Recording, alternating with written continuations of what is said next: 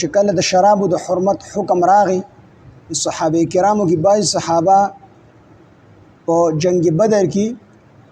شراب سکلی وو او پای کې شهیدان شي. نو چې کله شراب حرام شو نو بعض صحابه دا تاسو کو چې دا کم صحابه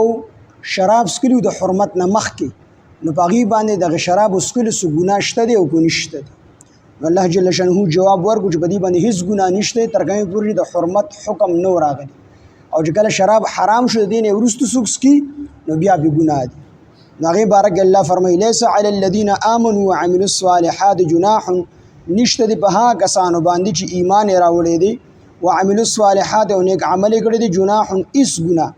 فيما په هغه سکه طعمو چې دوی خړلې دي د حرمت نه مخکې اذا متقوا وامنوا هر کله چې دوی ځان بچ کی د شرک نه وامنوا ایمان راوړي دي وعملوا الصالحات او نیک عمل کړي دي ثم اتقوا بیا دی ځان بچ کی د حرامونه وامنوا او په ایمان باندې مستقیم پادشي قائم او دیم پادشي همیشګیوږي په ایمان باندې ثم اتقوا بیا دوی ځان بچ کی د شبهاتونه واحسنوا